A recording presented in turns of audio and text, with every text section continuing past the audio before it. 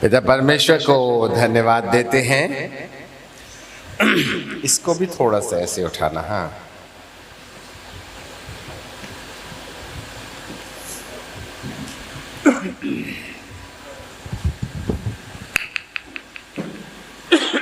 पिता परमेश्वर को महिमा देते हुए फिर एक बार ओडिशा प्रदेश में आने के लिए प्रभु अनुग्रह दिया। प्रभु परमेश्वर को धन्यवाद। हर दिन परमेश्वर हमारे लिए नए होते हैं और वो कभी पुराने नहीं होते हैं। परमेश्वर ने मनुष्य को इस धरती के अंदर बनाया ही इसलिए था कि उसके मन के अंदर जो भी आत्मिक और भौतिक योजनाएं हैं उनको वह अपने लोगों के मन में, हृदय में और जीवन में प्रकट करे। और इस बात के लिए परमेश्वर पिता ने अपने वचन को इस्तेमाल किया। आदि में वचन था, वचन परमेश्वर के साथ था और वचन परमेश्वर था। सबसे पहले वचन ही था और वचन कोई शब्दावली नहीं होती है, वरन किसी व्यक्ति के द्वारा दिमाग में उत्पन्न होने वाली योजनाएं जब वह शब्दों में बदल जाती हैं तो उसे वचन कहते हैं। वचन वोकेबलरी नहीं है, वचन बोलना नहीं है, वचन कागज में लिखा कोई कहानी नहीं है। वचन एक मन है। The word of God is the mind. अब परमेश्वर पिता के मन को समझने का मतलब ही होता है परमेश्वर के वचन को समझना। और आपको जानकारी मिले कि परमेश्वर अपने चलने और फिरने को स्वर्ग के परमेश्वर धरती पर आकर धरती पर रहने वाले मनुष्य के साथ अपनी ईश्वरत्वता को वो बांटे, तो इससे पहले वह अपने मन का परिचय लोगों को देना पहली जरूरत समझता है। बाइबल में लिखा है आमोस नबी की किताब के 3:7 में कि परमेश्वर अपना मर्म या भेद, रहस्य, मन मनुष्यों के ऊपर भविष्यवक्ताओं के द्वारा जब तक प्रकट नहीं करता है तब तक वह कोई काम नहीं करता। इसलिए यदि कोई व्यक्ति अदृश्य संसार को दृश्य संसार में अनुभव में लाना चाहता है तो उसको परमेश्वर के वचन को समझना सबसे पहली जरूरत है। सब लोग हमारे तरफ देखें, गा बजा के आप बहुत थक गए हैं, परंतु आपकी आंखें हमारे तरफ लगी रहे। हम मरियम की कहानी और लाजर की कहानी बताने नहीं आए, वरन वो दिल जो परमेश्वर के हृदय में है। परमेश्वर कोई चित्रकारी की चीज नहीं है, उसकी फोटो, उसकी प्रतिमा, उसका स्केच नहीं बनाया जा सकता, वरन परमेश्वर अपने आप में एक अनुभव है, ईश्वरीय अनुभव, अलौकिक अनुभव। और आपको जानकारी मिले कि ये ईश्वरीय जो अनुभव है, डिवाइन एक्सपीरियंस, परमेश्वर के मन में हर एक व्यक्ति के लिए है। Everyone can experience the divinity in their own life. हर एक व्यक्ति जब परमेश्वर के संपर्क में जाए तो परमेश्वर उसे अपना अनुभव देना शुरू कर देता है। इसलिए परमेश्वर को खोजने की जो शुरुआत होती है वो परमेश्वर के वचन को जानने से आरंभ होती है। जब कभी भी रेल को या ट्रेन को एक शहर से दूसरे शहर जाना होता है तो वो उसके लिए एक रास्ता तैयार करते हैं जो बड़ा मजबूत होता है। इसके बाद उसमें गिट्टियां डाली जाती हैं। उसके बाद लोहे की 2 पटरियां बिछाई जाती हैं और दोनों पटरियां एक सी दूरी पर बनी रहें, उसके नीचे स्लीपर लगाया जाता है और उसे लोहे के कीलों से बहुत मजबूती से टाइट कर दिया जाता है। यदि ये लोहे की पटरियां एक जगह 2 इंच फैल गई हों और एक जगह 1 इंच कम हो गई हो तो इंजन कबाड़ में मिलेगा और हम हॉस्पिटल में।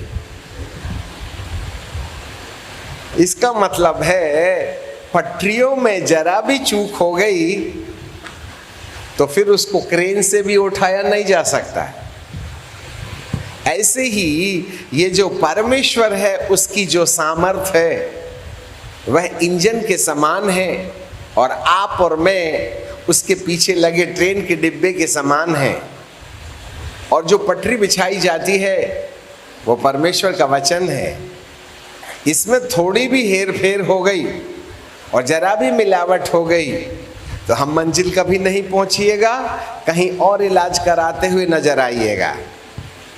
इसलिए इन समयों में परमेश्वर अपने वचन की स्पष्टता लोगों के सामने इसलिए रख देना चाहते हैं जिससे कि उसकी आत्मिक योजना के अंतर्गत परमेश्वर हमसे क्या करना, क्या कहना चाहता है, वह हमसे क्या आशा रखता है और वह क्या करना चाहता है। फिर से सुनो, वो क्या कहना चाहता है और वह हमसे तुमसे क्या आशा रखता है कि हम उसके साथ करें, और वो क्या करना चाहता है। ये सब परमेश्वर के डिवाइन प्लान के अंतर्गत पाया जाता है। इसलिए हमें परमेश्वर के वचन को बड़ी बारीकी से समझना है और तब जो है परमेश्वर के काम करने का रास्ता खुल जाता है। जब तक परमेश्वर ने अपना मन, अपना हृदय अपने लोगों के साथ नहीं बांटा तब तक वह कोई काम नहीं करेगा। किसी को मालूम ही नहीं है कि वो चंगा करता है तो बीमारी हमसे छूटने वाली नहीं है। किसी को आइडिया ही नहीं है कि वह हमसे क्या उम्मीद करता है कि हम क्या करें, तो हम अपने आप से उसकी इच्छा के अनुसार उसकी अपेक्षा को, उसकी आशा को पूरा नहीं कर सकते हैं। वो क्या करना चाहता है, जब तक हम फिट नहीं होंगे, जब तक हम उसकी योजना के ऊपर खड़े नहीं होंगे, तब तक वह हमारे साथ काम नहीं करेगा। आकाश में इतने तारे हैं, इतने तारे हैं, 1 सेकंड में 2 तारा गिनो, 1 मिनट में 120, 1 घंटे में गिनती भूल गए, 1 दिन में, 1 सेकंड में 2 तारे के हिसाब से तारे गिनते जाओ, गिनते जाओ, गिनते जाओ। आकाश गंगा के 1 साल, 10 साल, 1000 साल, ऐसा करके बिना रुके, बिना मरे 95,000 साल तक एक भी सेकंड को नहीं रोकना। गिनती गिनते जाओ, गिनते जाओ, गिनते जाओ, गिनते जाओ, तब जाकर के एक आकाश गंगा के तारों की गिनती पूरी होगी। किसी में दम है तो गिन के बता दे। ये सब वैज्ञानिक लोग भी फेकोलॉजी मारते हैं, पर थोड़ा मोड़ा आइडिया तो मिल ही सकता है। एक पैच के तारे को गिन लिया तो आकाश गंगा की लंबाई चौड़ाई निकाल के गुणा करके रख दिया, पर आइडिया तो है। इतने असंख्य तारे हैं कि उनको गिना नहीं जा सकता। हे प्रभु, इतने ढेर सारे तारे बना के जिसको कोई गिन ही नहीं सकता, आपने ये भारी गलती क्यों की? तो प्रभु बोलेंगे, भाईजान, इतने ढेर सारे तारे आकाश गंगा में इसलिए हैं कि वह सूरज और चांद और सितारे को संतुलित करके, सूरज और चांद को इसलिए कि वह पृथ्वी को संतुलित करे, और पृथ्वी को संतुलित करने के लिए उसने वायुमंडल बना करके इन सारे तारों को जब तक वो न कहे तब तक के लिए ड्यूटी दे के रखा है। अपने अपने समय में अपने अपने स्थान पर, एक सेकंड जल्दी भी नहीं चलना, एक सेकंड देरी भी नहीं चलना, चलते ही रहो, चलते ही रहो, जिससे कि इस पृथ्वी को जीव रहने लायक बनाया जा सके। अब ये गए मंगल ग्रह में जीव ढूंढने, मिले तो बताना। तब तक यीशु मसीह आके बोलेगा अब तुम तो ढूंढते ही रहो, हम चलते हैं, हम तो एक नई दुनिया बसाने की बात करते हैं। हालेलुया। क्या करें, सरकार का पैसा खत्म करने का भी तो शौक है इसको, इनको इधर उधर ले जाने का। कुछ मिला है कि आज तक? अब कोई धरती को छेद करके ग्रेविटीज फोर्स पता लगाना चाहता है, कोई मंगल ग्रह जा करके वहां पानी ढूंढ रहा है, कोई चंद्रमा में।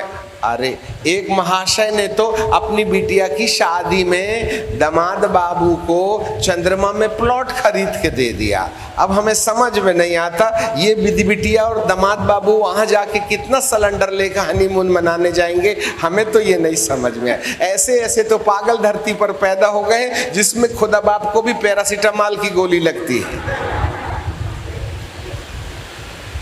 हालेलुया। कोई बात नहीं, जिसके पास काम धंधा नहीं अपना दिमाग खराब करता रहे, पर हमारा तो प्रभु के पीछे खोज का विषय है ना। उनको ढूंढने दो मंगल ग्रह में पानी, उनको ढूंढने दो जमीन के अंदर में ग्रेविटीज फोर्स को, अरे उनको गिनने दो आकाश के तारे को। हम तो ये देख रहे हैं कि प्रभु तू आएगा और हमको ऐसा वाला शरीर देगा कि हम ऐसी वाली दुनिया में जाएंगे जहां करोड़ों साल तक मौत का कोई काम नहीं होगा।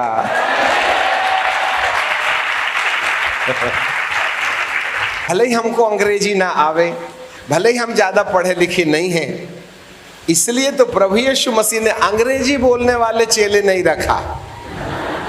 नहीं तो प्रभु को नीचे बिठाल के कहते गुरुदेव नीचे बैठो, हम तुमको पहले अंग्रेजी सिखाएंगे फिर बात करेंगे।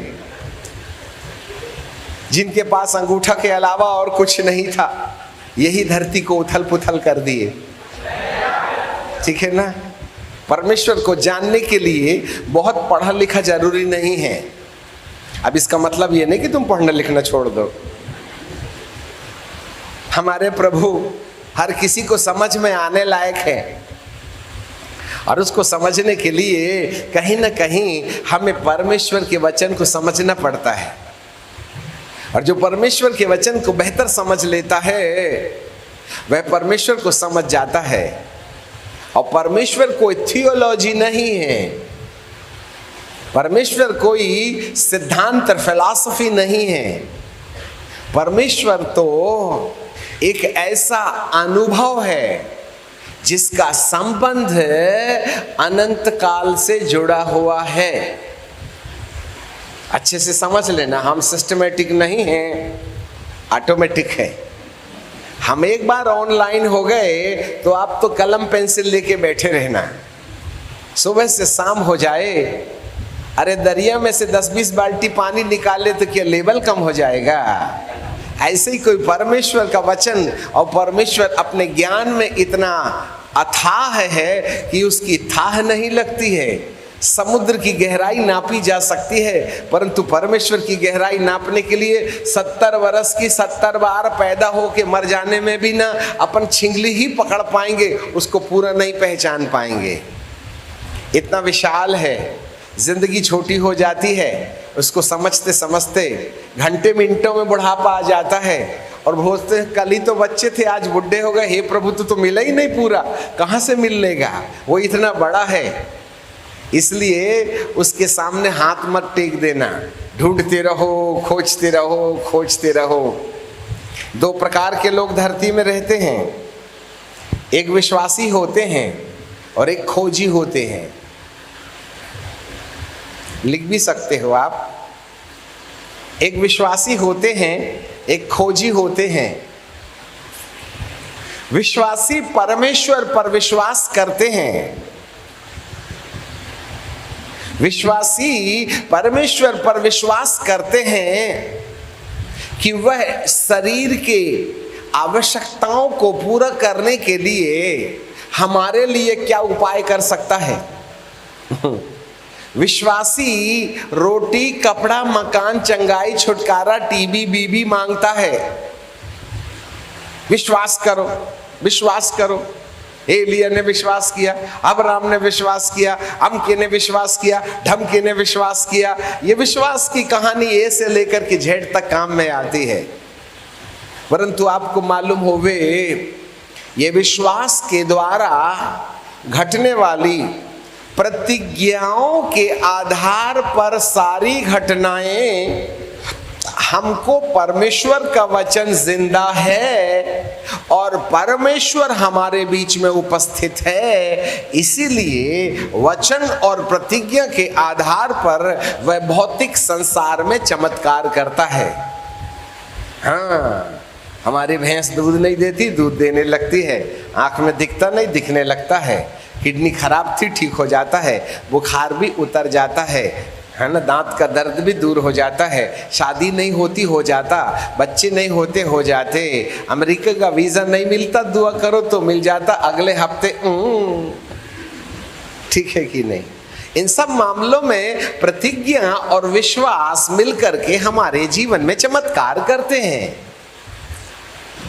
और ये चमत्कार धरती पर केवल 70 वर्ष लागू होता है।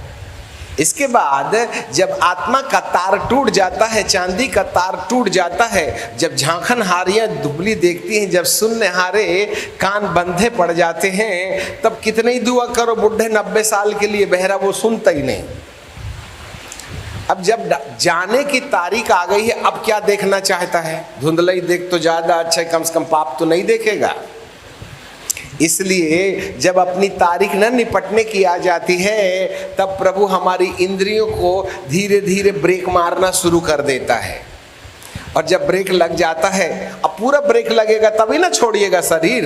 धरती वैसे ही छोड़ने का मन नहीं होता हमारा। 90 साल हो गए फिर भी जिंदा रहना चाहते हैं, पता नहीं कब तक रहिएगा।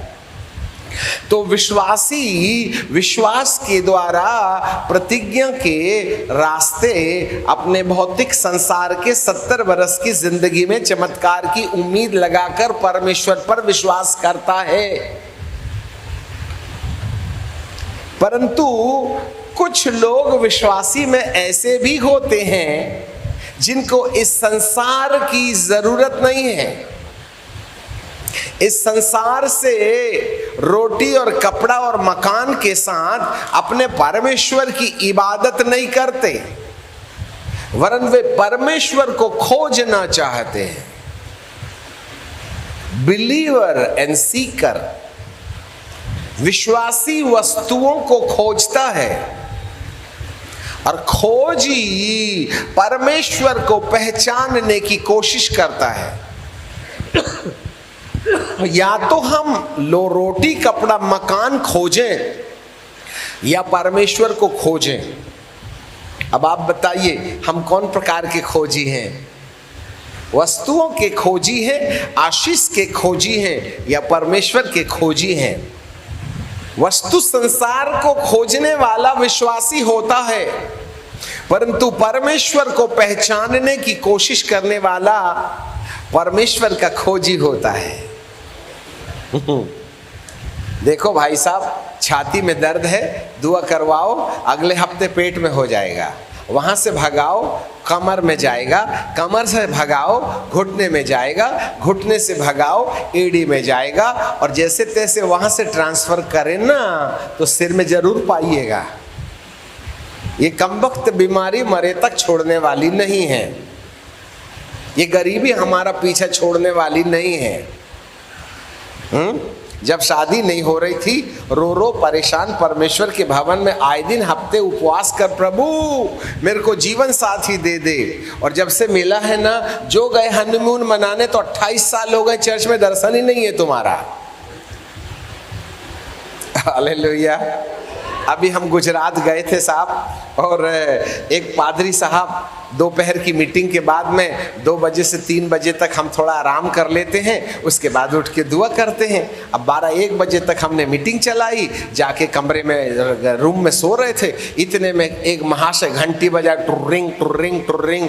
अब उन्होंने घंटी बजाए तो हमने कहा कोई ना कोई बीमार जरूर खटखटा रहा है, हमने खोला ही नहीं। परंतु सामने वाले ने भी तो कसम खा के आया था, यदि नहीं खोलेंगे तो दरवाजा तोड़ के घुस जाऊंगा, पर दुआ कराए भी ना लौट के नहीं आऊंगा। ऐसे ऐसे लोग यदि हमारे पीछे लग गए तो कल की तारीख हमारी भी आज ही आ जाएगी। लगे खटखटाने, हम जवाब दे ही नहीं रहे, जबकि पहली खटखटाहट में उठ गए थे। वो 10 मिनट तक ठोकते ही रहे दरवाजा। हम कहे मुसीबत जाएगी नहीं, खोलना ही पड़ेगा दरवाजा। हमने खोला दरवाजा, आंख मूंझते हुए ऐसे करके, बोलिए साहब मैं पास्टर हूँ। अरे काम की बात करो, कुछ भी हो गए। बोले ये बिजनेसमैन है। हमने कहा परिचय करवाने की बात मत करो, मतलब क्या है ये बताओ। हैं आधे घंटे तक माथा खा रहे हो तुम। बोले ये बिजनेसमैन है और ये कंस्ट्रक्शन का वो है, इनका कंपनी है, बहुत पैसा आता है और बहुत चला जाता है, और ये ना हर वक्त इनके ऊपर कर्जा बना रहता है। अच्छा, तो हमने कहा तुम अपना उल्लू सीधा करने के लिए हमारी नींद डिस्टर्ब करने आए हो हैं? 2 घंटा वहाँ माथा खाए तो बैठे नहीं तुम दुआ करने के लिए। चले आए प्राइवेट में, और देखो भाई साहब ये प्राइवेट वाला मामला नहीं चलेगा, लड़ाई मैदान में होगी, हमारा पीछा मत लगना तुम। जो कुछ भी भूत निकलने का कार्यक्रम होगा यही होगा। होटल में मिलने का इंतजाम न करना और न इनसे एड्रेस मिलना लेना, और वैसे भी वो देने वाले नहीं तो तुम पहुंचोगे कहाँ। आखिरकार ये खटखटाए खोले, कहा बहुत पैसा आता है परंतु कोई फायदा नहीं होता है। ठीक है, हमने दुआ की, आधी नींद में थे। हे पिता परमेश्वर, अब दिल से, मैं ईमानदारी से बताता, मैंने दिल से नहीं दुआ किया क्योंकि माथा पहले ही खराब था, क्योंकि उन्होंने डिस्टर्ब कर दिया था ना नींद को। हे पिता परमेश्वर, इनके बिजनेस के पीछे जो भी भूत लगा है यीशु के नाम में निकल जाए। हाँ चलो भागो जल्दी से जाओ, निकल गया वो। कई बार हम विश्वास नहीं भी करें ना और बोल देते हैं तो प्रभु को मानना पड़ता है। ऐसा विश्वास योग्य परमेश्वर तुमको कभी मिलेगा क्या? मेरे को पहले ही मालूम था इसके धंधे में कोई फायदा, क्योंकि मैं तो कुड़कुड़ा के दुआ किया हूं ना। अब 1 साल के बाद मीटिंग वहीं थी, फिर उन्होंने वही पादरी साहब आए। पादरी साहब पहचाना, हम के हजारों मिलते हैं, नाम वगैरह चेहरे वगैरह मिलते, समझ में नहीं आया। अरे वही दोपहर को, अरे तो फिर तो इसको तो भूल ही नहीं सकता था। अच्छा हाँ, वो बिजनेसमैन वाला आदमी दोपहर को दुआ कराने हमारी नींद खराब करने आया था वही। अच्छा हाँ हाँ, कैसा है भाई? अब तो हमारी आंखें जुग जुग जुग जुग जलने लगी। मैं बोला फायदे की बात होगी जरूर। तो वो पादरी साहब कहते हैं, सर आपने जब प्रार्थना किया अभी 1 साल हुआ है, मई महीने के बाद में उसने ना 4 चक्के वाली 2 गाड़ी खरीद ली। अच्छा, और 22 लाख का घर बना लिया। अच्छा, उसका धंधा बहुत अच्छा चल रहा है। अच्छा, तब मैं अंदर ही अंदर कहा, हे प्रभु, फेकोलॉजी की दुआ भी सुनता है क्या?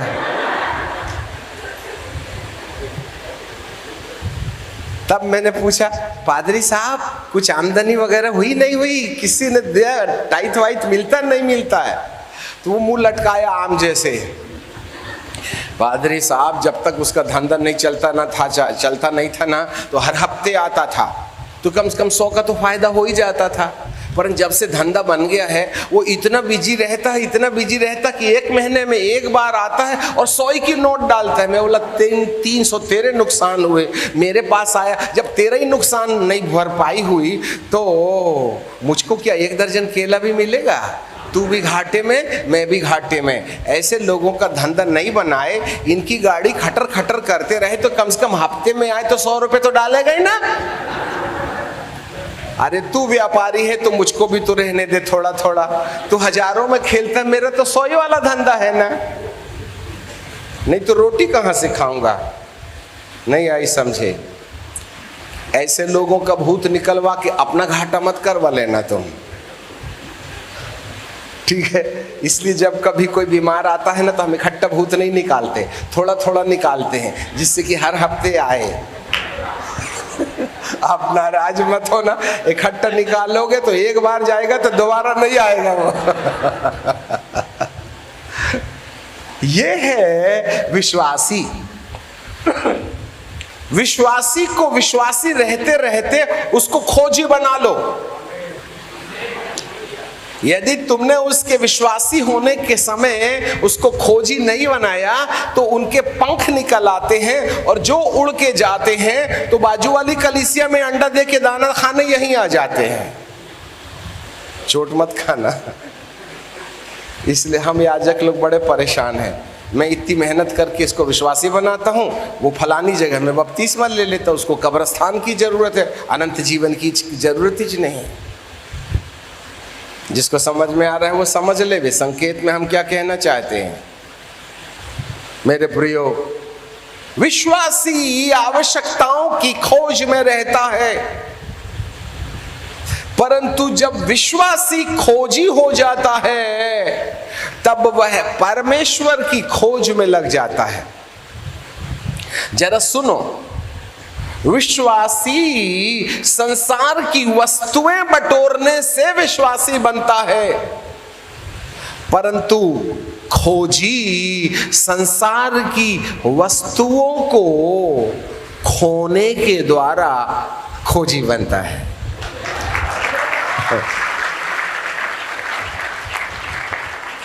जब प्रारंभिक कलीसिया बनी तो सब लोग अपनी जमीन बेच बेच के, अपनी वस्तुएं बेच बेच के प्रेरितों के चरणों में लाते थे और जिसको आवश्यकता होती थी उसको बांट देते थे। They were losing something, their property. जो अपना धन, अपनी इज्जत, अपना समय, अपना मान, मर्यादा खोता है वही खोजी है। और जो धन और दौलत और ज्ञान और समझ, या फिर ये ज्ञान समझ को बाजू रख दो, रोटी, कपड़ा, मकान, इसको आधार बनाकर प्रभु के पीछे चलता है, वो विश्वासी है। विश्वासी खोजता, विश्वासी संसार की वस्तु लेना चाहता है और परमेश्वर का खोजी संसार की वस्तुओं को खोने के द्वारा परमेश्वर को खोजता है।